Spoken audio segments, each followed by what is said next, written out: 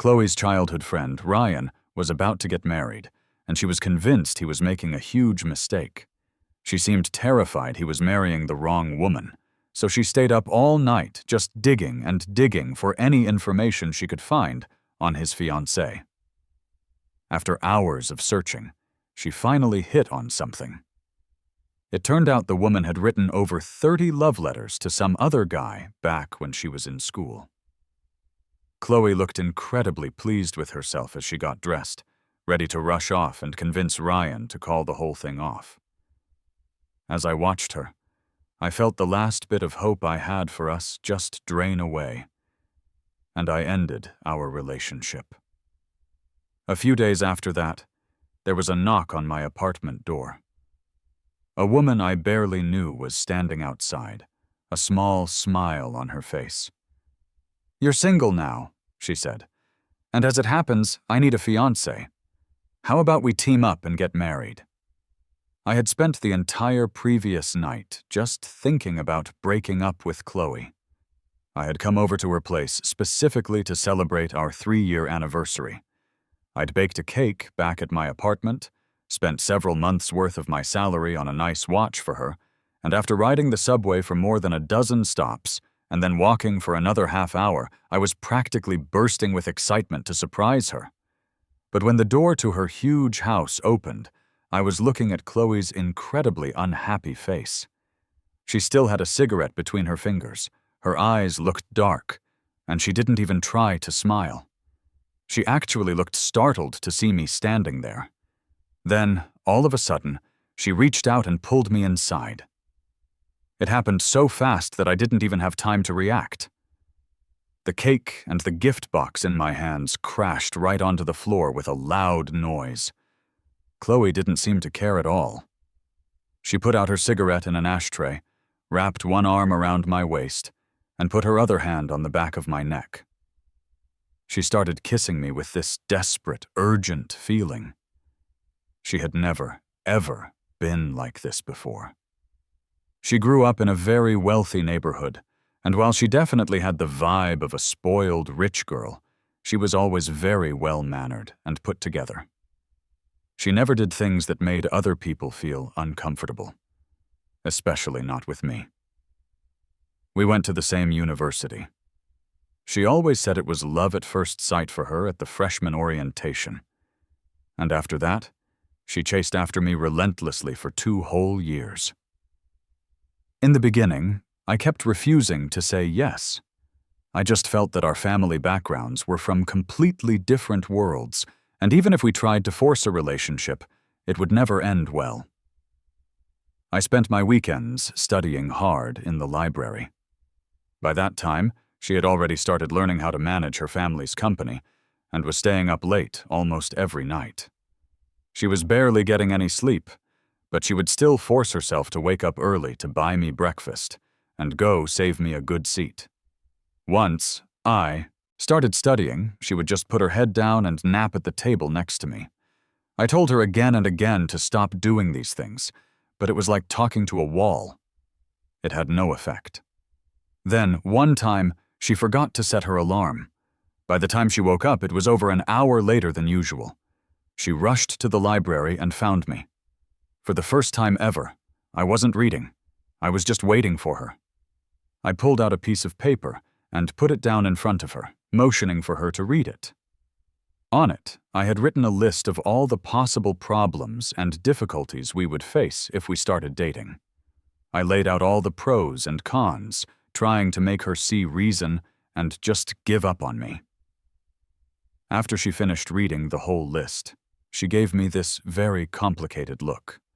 I gave her a calm smile and wrote another sentence on the paper. "See? We're just not meant to be."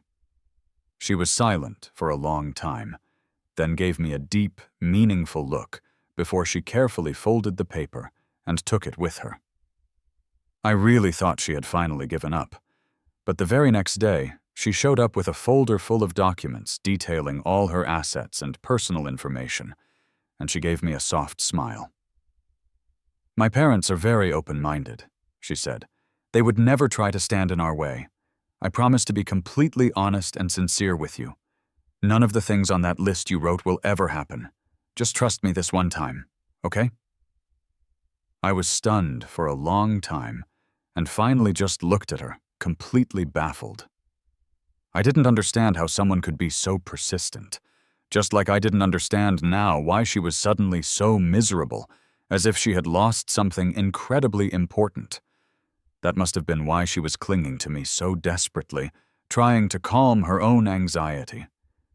As she kissed me, her hand started to slide up under the hem of my shirt. I snapped back to reality and pushed her away. "What on earth are you doing?" Only then did Chloe seem to calm down a little bit. Her breathing was still heavy, but she squeezed her eyes shut for a second before leaning back against the entryway wall. "I'm sorry," she said.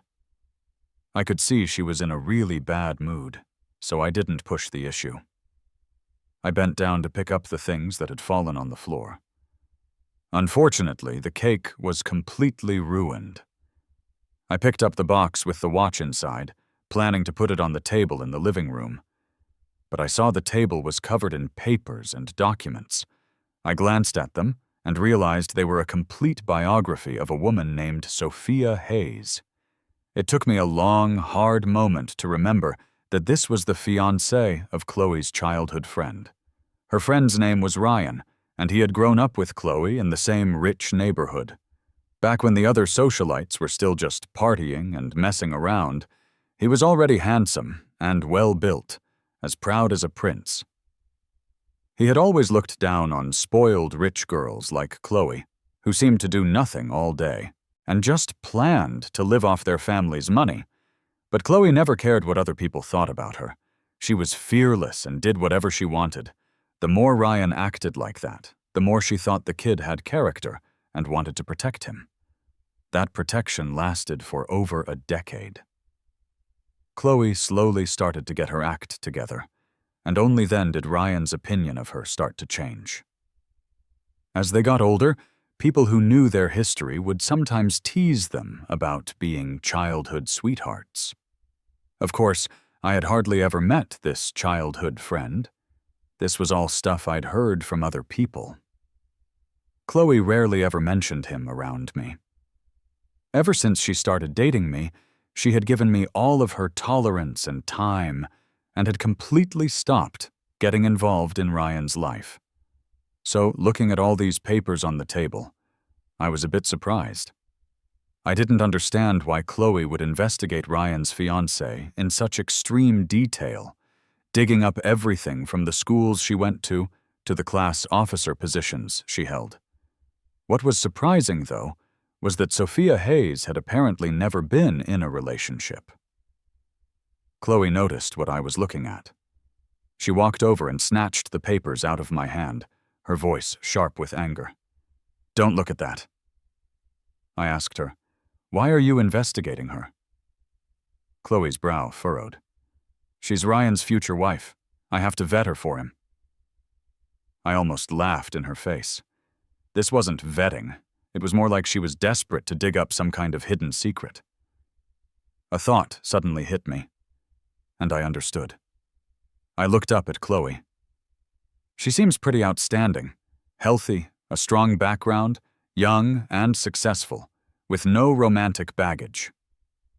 Chloe's eyes fixed on me, and her expression suddenly turned cold. She asked, "Weren't you two in the same high school? Have you heard anything about her? Good or bad, I don't care." That phrasing was very telling, I thought. More than the good, she really wanted to hear the bad. Otherwise, the huge pile of information on the table would have been more than enough for her. I let out a laugh. "I didn't really know her back then.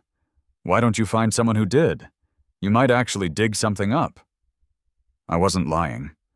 Back then, I just kept to myself and focused on my studies. I had vaguely heard of Sophia Hayes.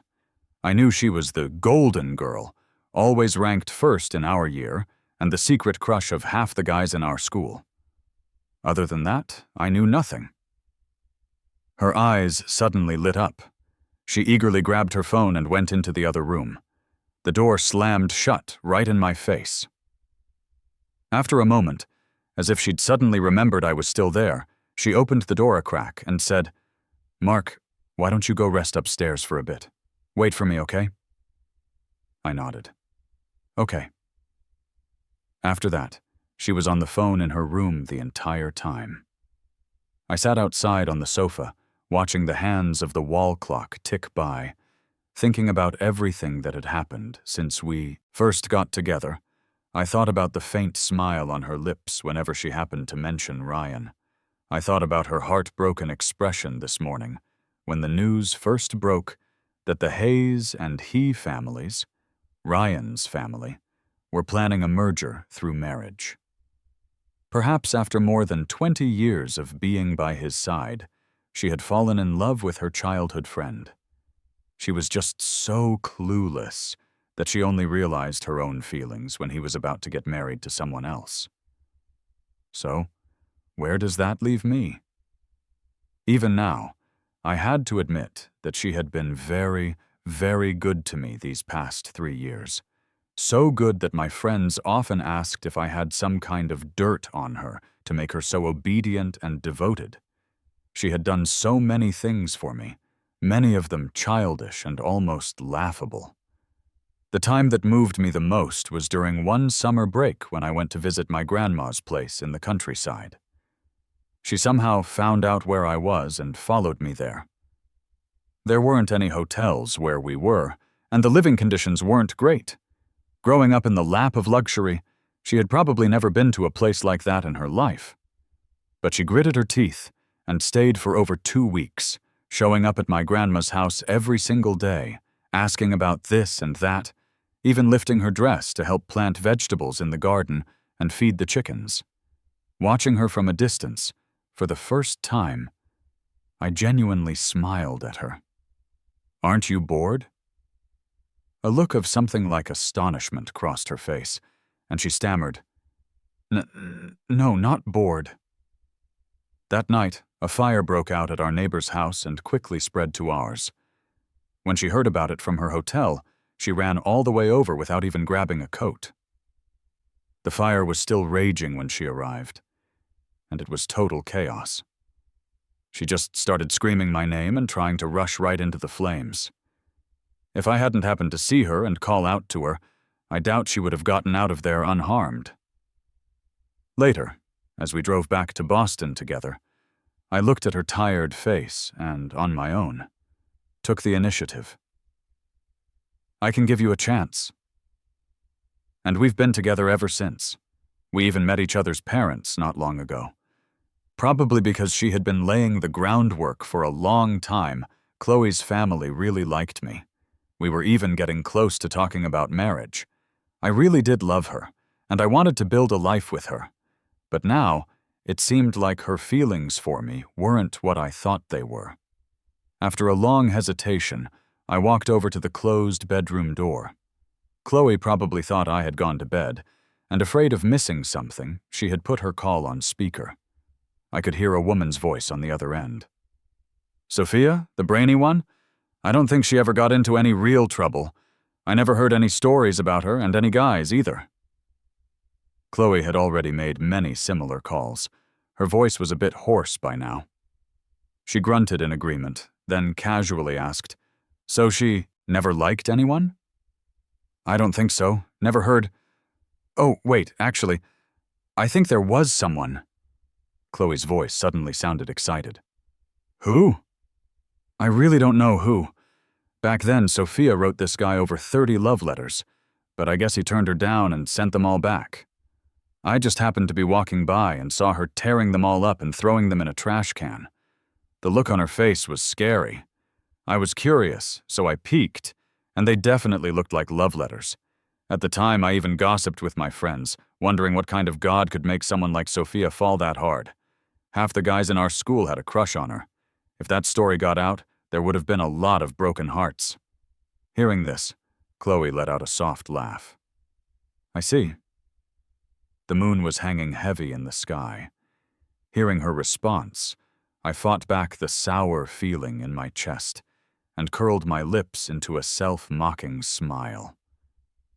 For someone like Sophia Hayes to write over 30 love letters It wasn't hard to imagine that the man was still the unattainable love of her life. Chloe's selfish motive was crystal clear. If she truly wanted the childhood friend she grew up with to find a good partner, she would have stopped her investigation after finding Sophia's clean record. She should have even been happy, but she wasn't. I had my own bedroom at Chloe's place. It was late, and getting a cab in this exclusive area was difficult.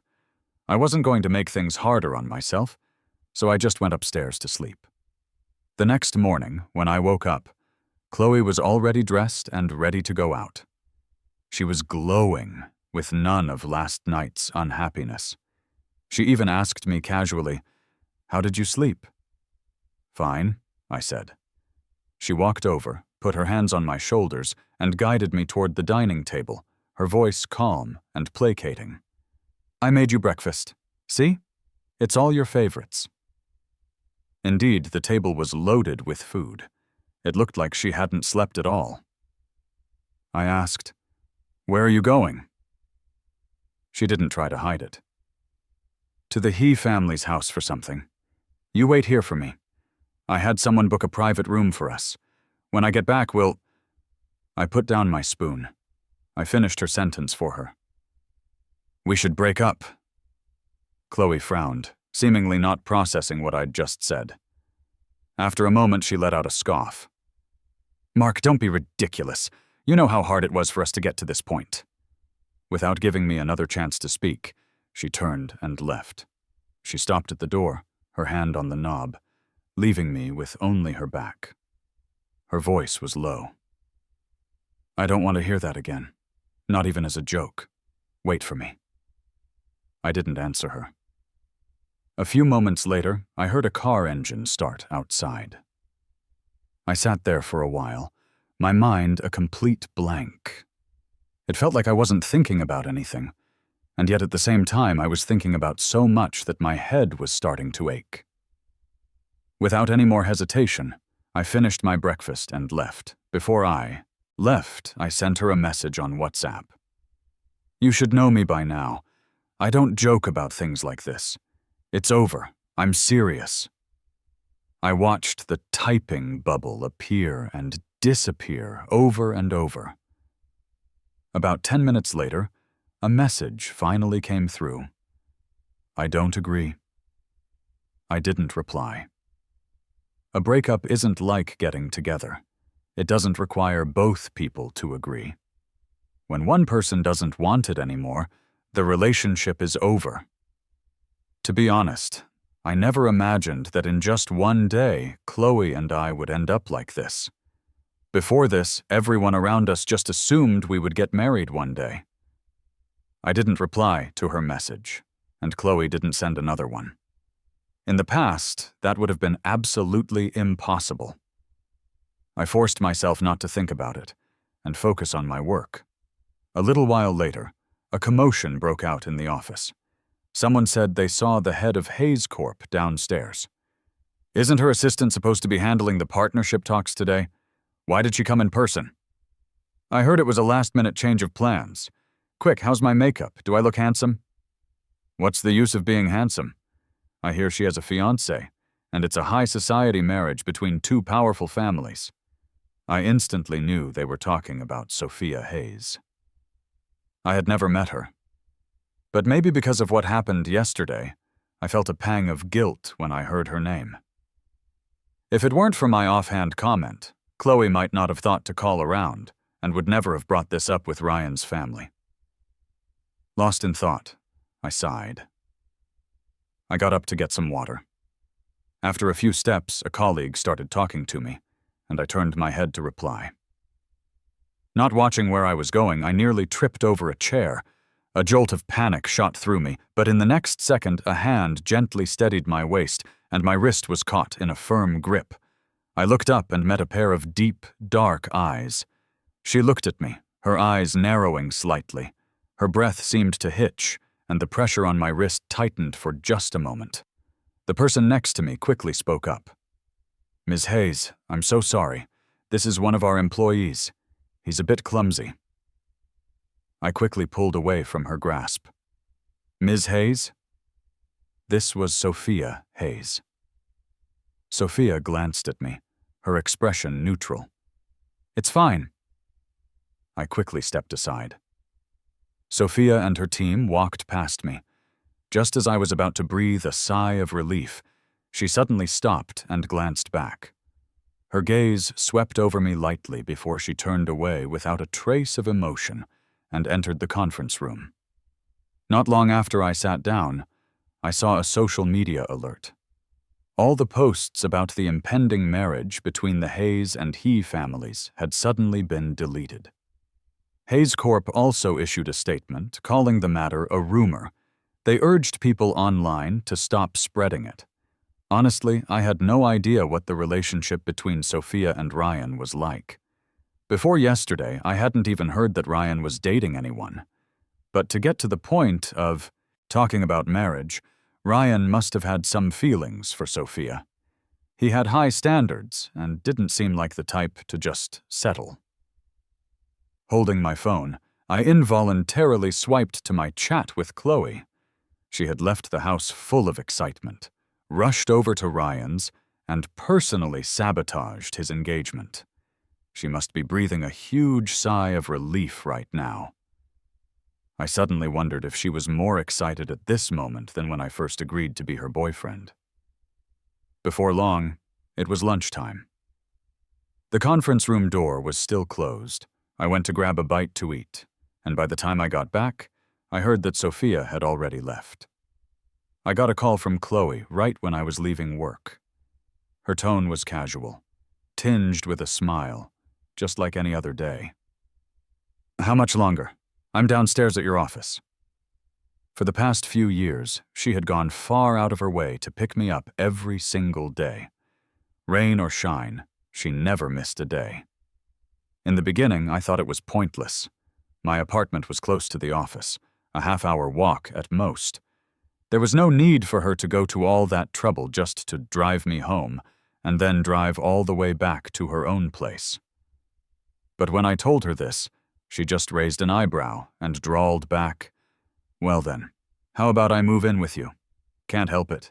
If I don't see you for a day, I start to get an itch." Back then, she wanted me under her nose every second of the day. That's why I never once doubted her feelings for me. Thinking of this, my grip on the phone tightened. I told her, "I made myself perfectly clear this morning. We're not boyfriend and girlfriend anymore. You should go home. I don't need you to pick me up." She fell silent. I heard the click of a lighter on her end. After a long moment, her voice came through, a little lazy. "And I told you I don't agree. As long as I don't agree, we haven't broken up. Come down. Let's talk this out face to face. What kind of breakup is a text message?" I thought for a moment. Fine. We had been together for 3 years. Some things did need to be said clearly. A part of me wanted to believe this was all just a misunderstanding. But after her bizarre behavior last night, I couldn't lie to myself. When I got downstairs, I didn't see Chloe, but I did see Sophia. She was standing across the street, talking on the phone. When I saw her, it was as if she sensed it, and she suddenly looked up at me. I was a little curious. Didn't she leave hours ago? Why was she still here? The thought passed in a flash. The next moment, I saw Chloe's car and paid no more attention to Sophia. Chloe was leaning against her car, looking at her phone, her posture relaxed as she replied to a message. I don't know what the other person said, but she arched an eyebrow and smiled faintly. She was so absorbed that she didn't even notice me walk right up to her. I happened to glance at her phone screen. The person she was chatting with was none other than Ryan. My throat suddenly felt tight, only then did Chloe look up and see me. She instinctively put her phone away, stood up straight, and opened the passenger door for me. "You're here? Get in." I stood my ground, refusing to move. She had been in a pretty good mood, but seeing me now, the smile on her face slowly faded. I said, "Didn't you want to talk this out in person? Let's do it right here." She frowned. "Fine." You want to break up with me because I was investigating Sophia Hayes yesterday, but that doesn't mean anything. Looking at Chloe, I suddenly felt like I didn't even know her anymore. I took a deep breath. All right then, just answer one question for me. Ryan's engagement is off. Are you happy? Chloe's body froze instantly. How to describe her expression at that moment? It was a mix of conflict, confusion, and then a dawning realization. When it comes to relationships, I've always been a pretty rational person. Even now, I somehow had the composure to analyze Chloe's feelings for her. I've met a lot of your friends. When they talk about Ryan, they all tell me how you've always protected him, that his business is your business. Before they met me, they all thought you were actually in love with him. Otherwise, who could be that good to someone for decades on end? You've been rebellious since you were a kid, and this was no exception. The more people said that, the more you felt you two shouldn't be together. Am I right? That's why she was so slow to realize her own feelings. Women, I thought. They only realize what they've lost when it's gone. After I finished, I expected Chloe to finally understand her own heart and end things with me gracefully. But that didn't happen. Her eyes fell on me, a self-mocking, complicated look on her face. She said, "Mark, do you even have a heart? Something like this happens, and you don't fight. You don't get mad. You even have the nerve to analyze things for me. Should I be thanking you? My boyfriend?" I was taken aback. She let out a sharp laugh. "You want to break up, right? Don't regret it." I nodded. She forced a smile, but in the end, she said nothing more and left. I started walking toward the subway station. Before I left, I subconsciously glanced back at where I'd seen Sophia. She was gone. By the time I got home, news of my breakup with Chloe had spread everywhere. It all started with one of her friends posting on social media, celebrating her own return to single life. Someone commented below, mentioning Chloe and saying that among their group, Chloe and her boyfriend had the most stable relationship, making everyone else envious. They all knew how much effort Chloe had put into winning me over. They often teased her about it. They'd say that for a girl who seemed to have men falling at her feet, Miss Wilson sure took 2 whole years to finally land her handsome man. In the past, seeing a comment like that, she would have immediately replied, "Of course, get ready for the wedding invitations." But this time, she took a long time to reply, and it was just 2 words. We broke up. After that post, it wasn't long before a mutual friend called me. "What happened? You and Chloe broke up?" This was my college roommate. He had watched Chloe and me get together and had later started dating one of Chloe's friends because of me. Their relationship was going well, so I didn't hide it from him and briefly explained what had happened. After I finished, my friend hesitated for a moment and asked, "You're throwing away a 3-year relationship over something like this? Isn't that a huge waste? I mean, maybe it's nothing. Maybe she just wanted to pick a better marriage candidate for her childhood friend." Then he immediately shot down his own theory. "No, that doesn't seem right either. If it wasn't because she liked him, she wouldn't have been so upset just from hearing he was getting married." I agreed. I had already gone over all of this in my head again and again that night. If I hadn't become so certain of this conclusion after repeatedly thinking it through, I wouldn't have taken things this far with Chloe. The breakup was a big deal. That night, Chloe's friends organized a get-together to comfort her. My friend, who was with his girlfriend, got dragged along. A short while later, he sent me a video. In the video, someone asked Chloe, "Are you and Mark really done? You were so into him before, can you really let him go?" Chloe held her glass of red wine, took a small sip, and then smiled faintly. "What's there to not let go of? It's just that I was too good to him before. I spoiled him. That's why he's so—" She trailed off, then slammed her glass down on the table with a sharp crack. After watching the video, my friend sent me 2 more messages. I just heard them saying that when Chloe went to the He family's house, Sophia was there too, to call off the engagement. It was arranged by their parents. She had no idea about it. Chloe was standing up for Ryan and brought up the love letter thing. She asked Sophia if she was doing this to Ryan because she couldn't forget that other guy. And get this, Sophia admitted it right then and there. She said she does still love that guy, and if he didn't have a girlfriend, she would have pursued him long ago. But I have to say, I just looked at her file. This woman is seriously impressive. No wonder Ryan agreed to the engagement. I suddenly found the whole thing absurd. So Chloe's night of misery and her exhaustive background check on Sophia were completely pointless. Even if she had done nothing, Ryan's wedding would have been called off anyway. The next day, Chloe's family found out about the breakup. Naturally, my own parents couldn't be kept in the dark either. My parents had always been worried that I'd be unhappy if I married Chloe. But they couldn't deny that Chloe had gone to great lengths to win them over and was genuinely good to me, so they had eventually relented. Now that Chloe and I were over, they were actually relieved. And after their relief, they immediately started trying to set me up on blind dates. My mom's rationale was, just go meet her. If it doesn't work out, you can just be friends. New scenery and new people will help you get over your last relationship. They were so insistent that I had no choice but to go on one. But I must have picked the wrong restaurant. I had barely sat down and exchanged a few words when I saw Sophia walk in from outside. With her was a man, incredibly handsome, and always smiling, constantly talking to her. Could this man be her one that got away? She saw me, paused for a beat, then quickly looked away and chose the table right next to mine. She sat down to my left. I felt a strange sense of guilt.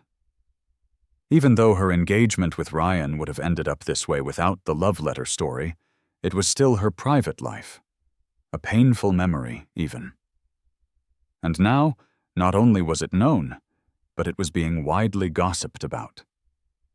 Within 2 days, basically everyone in their social circle knew that the notoriously picky heiress of the Hayes Corporation had an unrequited love from her school days. She had even written him 30 love letters and gotten no response. I silently turned my head away, not daring to look at them again. My blind date was extremely talkative. We had only just sat down, and she had already planned out our entire future together. The more I listened, the more awkward I felt. Finally, as she started to veer into even more distant territory, I couldn't hold back any longer and interrupted her. Ms. Davis, let's just call it a day here. I have something else to do, so I'm going to head out. She finally stopped talking. After she left, I got up and headed outside. I was standing on the curb, about to hail a cab, when someone suddenly grabbed my wrist. The person didn't use much force, just a light, tentative grip. Then, as if afraid of startling me, they quickly let go. I heard her call my name. Mark? I turned around and saw Sophia's face. I had seen her several times now, but this was the first time I was seeing her this close. I hesitated for a moment, then asked, "You're talking to me?" She actually knew my name. Sophia nodded, her gaze sweeping over my face, inch by inch. Then she suddenly smiled and handed me my briefcase. "You forgot your bag." I was a bit embarrassed, quickly taking the bag and thanking her. The man who had come in with Sophia was now completely dumbfounded. He looked at me, then cautiously at Sophia. "So, I'll just go now?" Sophia nodded. "Okay." I thought about it for a long while, but couldn't figure out how Sophia knew me. She was already looking at me and speaking. "You're Chloe's boyfriend." I was stunned. "Not anymore, but how did you know?" "If I remember correctly, other than that one time at my office, we've never met." Sophia glanced at me, her eyes full of meaning. She arched an eyebrow. Is that so? I nodded. What else could it be? Sophia's brow softened, and she answered my question. I saw you on someone else's social media feed. She posted a photo of you two out together. I understood immediately. Boston is only so big. It's inevitable that social circles would overlap. It wasn't strange that she would see a photo of Chloe and me on someone else's feed. But for some reason, I still felt like something was off. A person like her would actually pay enough attention to remember what someone else's boyfriend looked like? As I was about to leave, Sophia asked for my contact information. I wasn't planning on giving it to her. She probably sensed my hesitation and said slowly, "About the love letters." Feeling a bit guilty, I quickly cut her off. "Ms. Hayes, let me just scan your code, okay?" I didn't think much of our encounter. The next time I saw Chloe was at a private party. I had a contract with an error that needed to be fixed urgently. I contacted the client, and he told me he was at a party, gave me the address, and said I could just drop it off. I rushed over, found the client, handed him the file, and on my way out, I saw Chloe. It had only been a few days, but she had lost a lot of weight. The smile was gone from her face, and her playful attitude had been replaced by something that almost looked like a serious business professional. Ryan was standing by her side, his arm linked with hers. They looked very close. Two people were chatting next to me, and they mentioned Chloe. I always thought they looked good together. I can't believe they actually ended up together. I heard from someone in the He family yesterday that they're almost certainly getting engaged. I heard that too. He couldn't land Sophia, and he has to marry someone eventually. Of course, he'd choose someone he knows well and who's good to him. What about her old boyfriend? Didn't she act like she couldn't live without him? Is it just over like that? Yeah, and I heard he was the one who initiated the breakup. If it were me, I'd hold on tight to a girl like Chloe. If you miss this chance, where are you ever going to find someone like her again? I didn't stick around to listen. I started to leave the ballroom. Just as I stepped outside, someone called my name. I looked up and saw Chloe's assistant. He walked over and handed me something. "Ms. Wilson said this belongs to you." I took it, opened it, and saw the ring I had once given Chloe. I had made it myself. The day I gave it to her, she was so happy she showed it off for 2 weeks straight, sticking her hand out for everyone to see. I nodded. Okay. Chloe's assistant looked at me hesitantly for a moment before speaking. "Ms. Wilson said that if you still want to see her, if you have something to say to her, she's waiting for you on the 2nd floor." I found it a little funny. She was the one who told me not to regret it. Now she was returning my ring and also trying to get me to meet with her. I shook my head. No thanks. The place was quite remote, so I couldn't get a cab and started walking. But after a short walk, it began to pour rain. I didn't have an umbrella. I ran for a while but couldn't find any shelter. I was completely soaked and miserable. To make matters worse, I dropped my keys. The light was dim, and I couldn't see where they had fallen, so I crouched down to search. A moment later, a pair of high heels appeared in front of me. I looked up, past the hem of a dress, and saw Sophia. She was holding an umbrella, looking down at me. "You love her that much?" I was a bit confused. What did she mean by that? The her she was referring to, was it Chloe? The next second, the woman helped me up, her fingertips brushing my cheek. Her voice was deep. "Don't cry. I'll take you home." Then I understood. She must have been heading to the party too, saw me on the way, and knowing Chloe was there, assumed I was heartbroken, soaking in the rain, and crying on the side of the road. I felt wrongly accused and wanted to explain, but looking into Sophia's intensely composed eyes, I couldn't get the words out. She drove me all the way home. I thanked her and was about to get out of the car when she stared into my eyes and asked very seriously, "It's raining right now. It doesn't seem very safe for me to drive home alone." There was nothing technically wrong with what she said, but it just felt a little strange. But in the end, I let her come upstairs. Honestly, we barely knew each other, but for some reason, I instinctively felt she was a good person. Maybe it's because in my mind, anyone who could be hung up on one man for so many years couldn't be a bad person. Once inside, I told Sophia to sit down, then went to my room to shower and change into clean clothes. When I came out, Sophia was gone. I looked around and finally found her in the kitchen. She was tall, and my kitchen wasn't very spacious. Seeing her standing there, wearing my usual apron, was oddly amusing. By the time I walked over, the noodles were ready. She brought them out and said, "Try some." I thanked her sheepishly, took a few bites, then suddenly looked up at her. "You're not what I imagined." Her brow furrowed, and her eyes suddenly darkened a little. "How so?" I thought for a moment and replied, "You're much more down to earth than I imagined."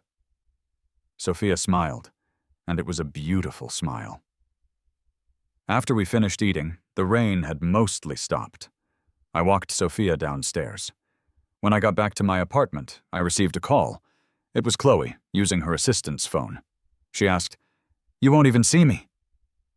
I knew Chloe. When she sent the ring, her real intention probably wasn't to return it.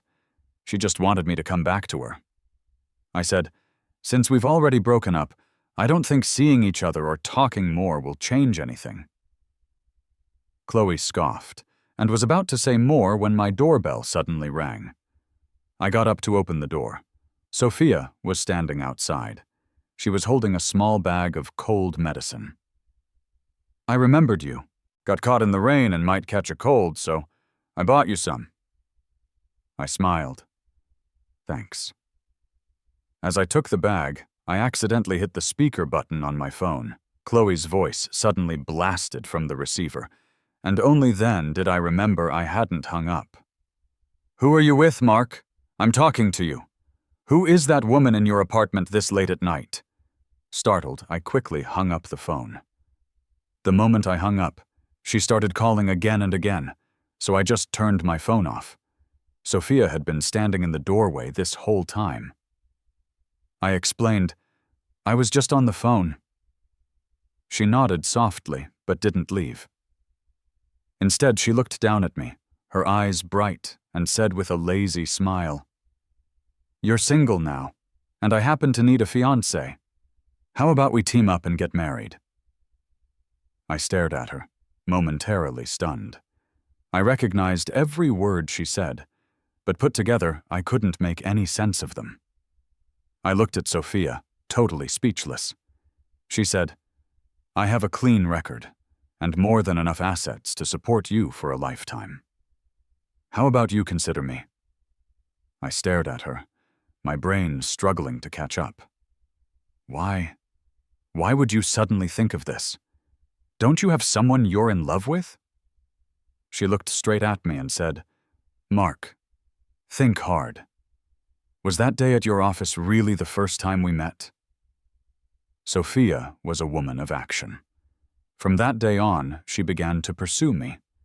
When I went shopping, she would accompany me. This woman, who was usually so refined and elegant, would carry my bags and follow me around everywhere. I started to realize that she seemed to know me very well. She knew I liked to walk on the right side when I was with someone, knew I had a sweet tooth, and knew I was allergic to mangoes. One time, she came to find me, and I was in the mood for a street food stall at the end of the block, so she went with me. Under the streetlights, she sat across from me, eating her noodles with a slow, deliberate grace. Watching her, I suddenly remembered a similar scene from many years ago. Back then, I loved eating at a small shop near campus. The place wasn't big, but the food was great. For one whole week, every time I went, I would see a group of upperclassmen, a year ahead of me, sitting at a table across from mine. They would curiously ask the girl in the middle, "Izzy, are you possessed or something? What made you suddenly decide to eat here, and for a whole week straight?" I happened to be passing their table at that moment and heard a cool, clear voice reply, "Just wanted to see what's so good about his noodles." My thoughts returned to the present. I looked at the woman in front of me. Suddenly, everything became clear. As we were leaving, I suddenly asked her, "I heard you're very good at writing love letters." Sophia stopped in her tracks and looked at me thoughtfully. "Yes, I've written many, but he wouldn't even look at them." I thought back. In fact, all sorts of love letters used to appear on my desk back then, but I found it all so boring that I never opened them and just asked someone to help me return them. After a while, no one sent them anymore. So back then, no matter whose love letter it was, I never saw what was inside.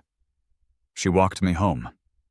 When we got to my building, I was thinking about the love letters and was about to explain things to Sophia when another figure rushed out from the side, yanked me behind her, and with a clenched fist lunged toward Sophia.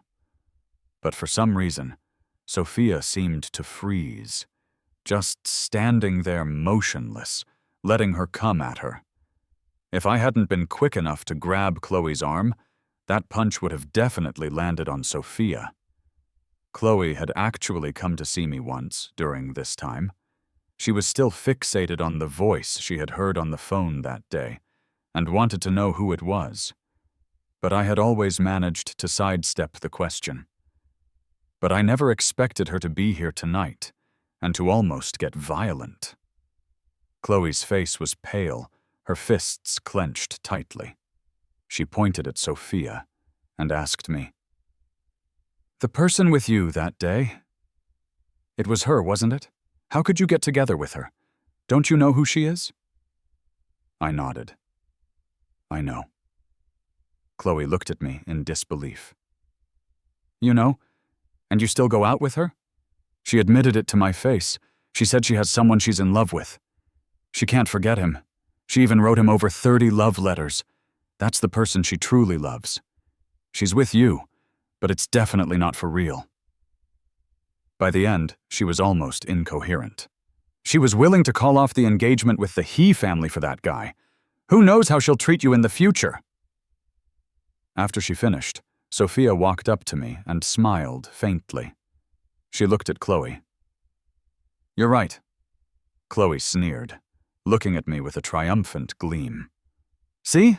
She admits it herself. Mark, come here. Come over to my side. I've thought it through.